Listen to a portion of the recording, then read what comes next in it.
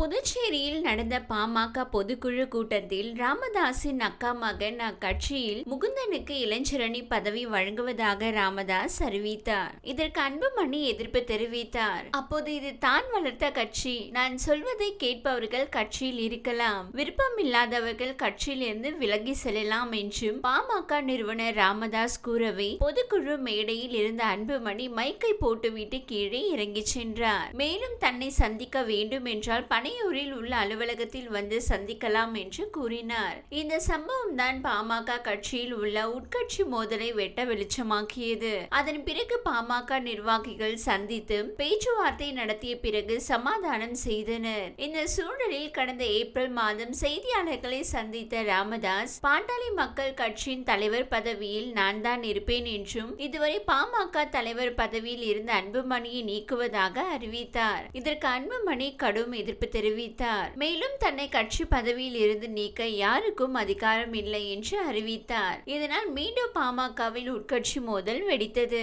பின்னர் குடும்ப உறுப்பினர்கள் மற்றும் கட்சி நிர்வாகிகள் என அடுத்தடுத்து அன்புமணி ராமதாஸை சந்தித்து பேச்சுவார்த்தை நடத்தினர். அதன் பிறகு அப்பா மகன் இடையேயான பிரச்சனை முடிவுக்கு வந்தது. இதனைத் தொடர்ந்து மாமல்லபுரத்தில் கடந்த 11ஆம் தேதி பாமக சித்திரை முழு நிலவு மாநாடு நடந்தது. அதில் அன்புமணி மற்றும் ராமதாஸ் இருவரும் கலந்து கொண்டனர். தந்தை மகன் மோதல் முடிவடைந்ததாக நிர்வாகிகள் பெருமூச்சு விட்ட நிலையில் மீண்டும் பாமக தலைவர் ராமதாஸ் பாமக நிர்வாகிகளுக்கான ஆலோசனை கூட்டத்திற்கு அழைப்பு விடுத்தார். அந்த கூட்டத்தில் மிக குறைவான நிர்வாகிகள் கலந்து கொண்டதால் ராமதாஸ் அதிர்ச்சியடைந்தார். இதனைத் தொடர்ந்து செய்தியாளர்களை சந்தித்த ராமதாஸ் அன்புமணியின் மீது அடுக்கடுக்கான குற்றச்சாட்டுகளை வைத்தார். இதற்கு பதிலடி கொடுக்கும் விதமாக நிர்வாகிகள் கூட்டத்தை கூட்டி தனது ஆதங்கத்தை அன்புமணி தெரிவித்தார். இதனால் கட்சி நிர்வாகிகள் மட்டுமின்றி தமிழக அரசியலில் குழப்பம் நிலவி வந்தது.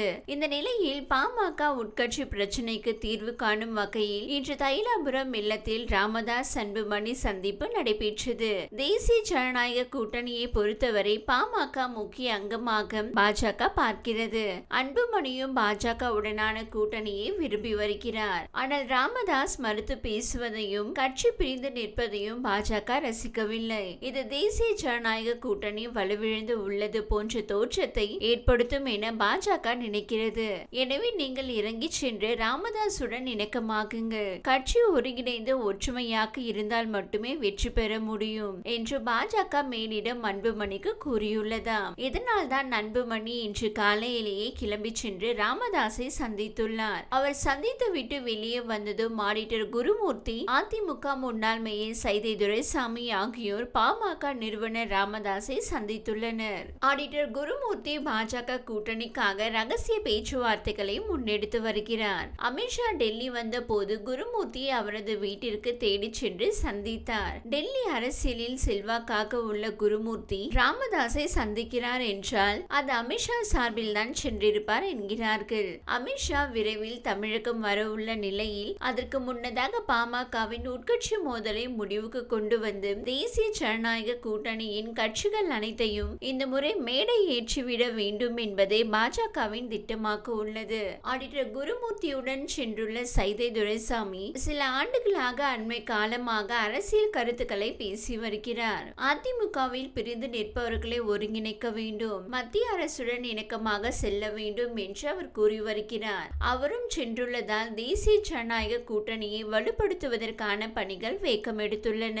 இது குறித்து அக்கட்சி எம்எல்ஏ அருள் கருத்து தெரிவித்துள்ளார். அதாவது ராமதாஸ் அன்புமணி இடையேயான பிரச்சனை என்பது எல்லா குடும்பத்திலும் நடக்கும் சிறு பிரச்சனை போன்றதுதான். இந்த பிரச்சனை முடிவுக்கு வந்துவிடும் என்று கூறினார். 2026 சட்டமன்ற தேர்தல் நடைபெற இன்னும் சில மாதங்களே உள்ள நிலையில் இந்த பேச்சுவார்த்தை முக்கியத்துவம் வாய்ந்ததாக கூறப்படுகிறது.